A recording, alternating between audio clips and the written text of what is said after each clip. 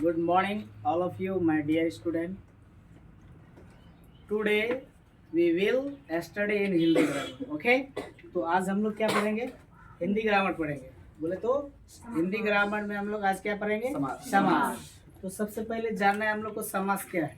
तो सुनिए, दो या दो से अधिक पदों के मेल से बने शब्द को क्या बोलते हैं?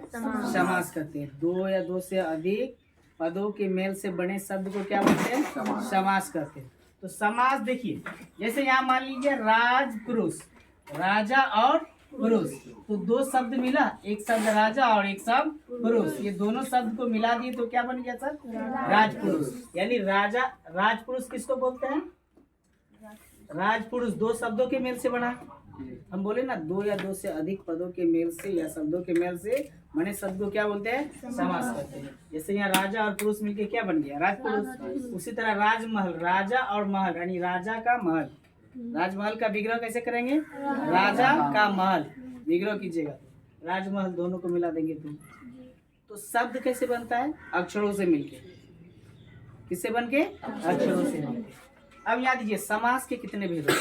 समास के 6 भेद होते हैं. समास के कितने भेद होते हैं? 6 भेद.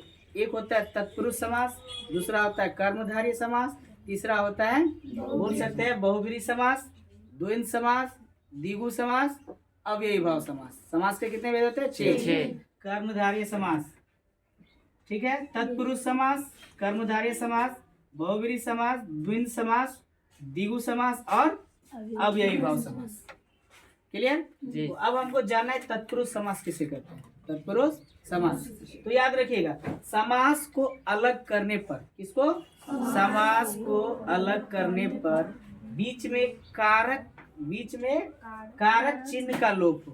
कारक चिन्ह का लोप हो तो उसे हम लोग क्या बोलते हैं? समास कहते हैं. समास को अलग करने पर, तत्पुरुष समास, समास को अलग करने पर बीच में कारक चिन्ह का लोप हो तो उसको हम लोग तत्पुरुष समास करते हैं. तो कारक चिन्ह क्या क्या होता है? याद रखिए, का, की, के, है ना, को, के लिए, में, पर, से, ये सब क्या है? कारक चिन्ह. अगर बीच में आ गया ये सब, जैसे मान लो यहाँ है सिर तोड़, तो सिर तोड़ को विग्रह करेंगे. विग्रह का मतलब उसको क्या लिख सकते हो? कैसे लिखोगे?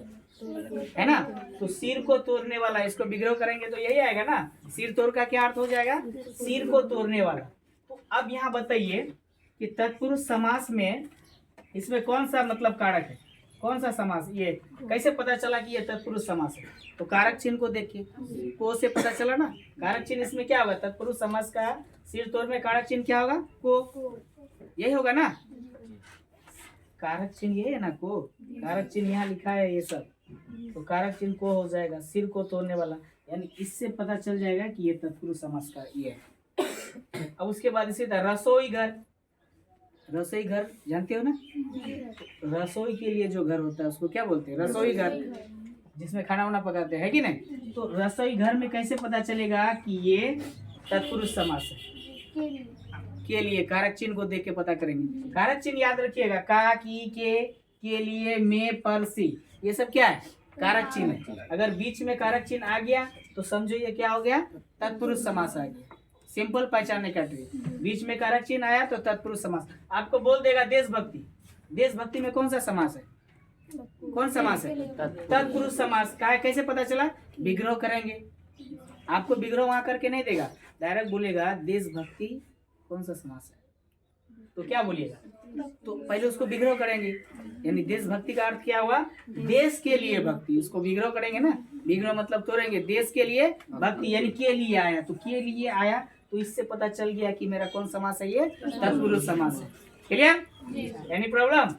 नो. अब देखिए यहाँ जैसे पद दलित. पद दलित विग्रह करो, क्या होगा? पद से दलित. जो पद से दलित रहता है उसको क्या बोलते हैं? पद दलित. यानी इससे ये कौन समास है? कैसे पता चला सर? से. क्योंकि से कारक चिन्ह का लोप है यहाँ पे बीच में. कारक चिन्ह है ना बीच में.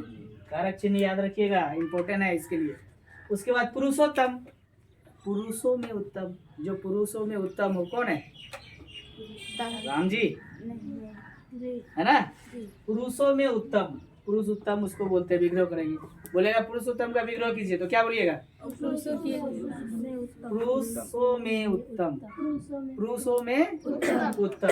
तो ये कौन समास हो गया? कैसे पता चला सर? में कारक चिन्ह का लोप हो रहा है यहाँ पे, है ना। उसी तरह नरोत्तम, नरों में उत्तम। कौन है नरों में उत्तम? राम, है ना। मर्यादा पुरुषोत्तम राम, सियावर राम, है ना, उसी को बोलते हैं ना हम लोग। तो नरोत्तम, नरों में उत्तम बोला गया है ना हम लोग का इसमें।